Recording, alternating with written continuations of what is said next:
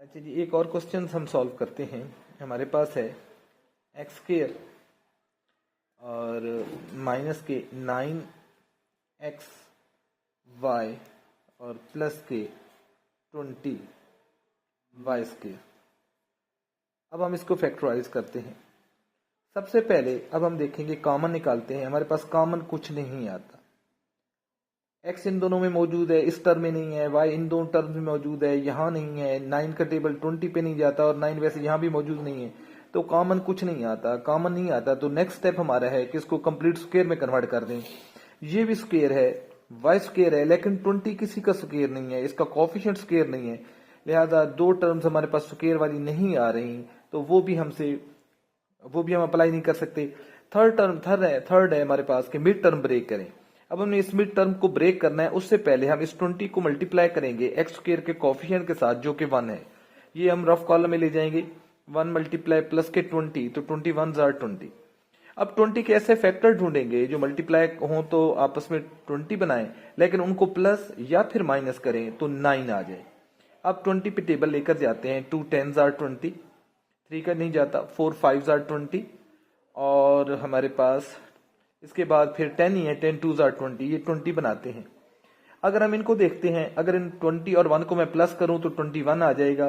9 नहीं आता, माइनस करूंगा 19 हो जाएगा। 20 जरूर बना रहे हैं, लेकिन ये मीटर वाली जो वैल्यू है ये नहीं बन रही। इन दोनों को मल्टीप्लाई करें तो 20 तो ये बना रहे हैं, लेकिन अगर इनको मैं प्लस करता हूं तो ये मेरे पास 12 हो जाते हैं, और अगर 10 में से 2 माइनस करता हूं 8 आते हैं, 9 नहीं आते।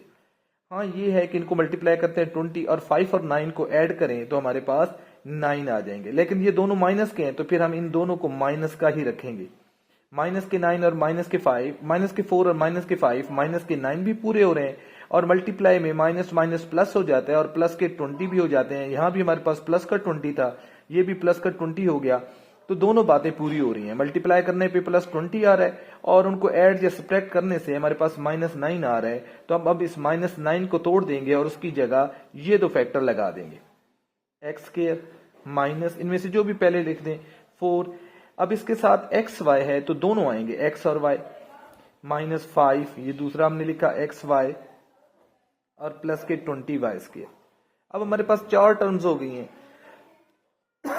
तो हम दो में से कॉमन ले लें। इन दोनों में से x कॉमन, यहाँ x रह गया, 4 और y रह गया, x बाहर चला गया, कॉमन हमने ले लिया था।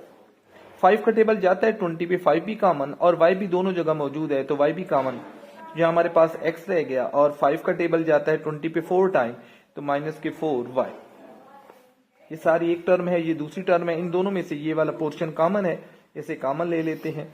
बाकी यहाँ रह गया हमारे पास x, यहाँ रह गया 5y, और ये फैक्टराइज हो गया।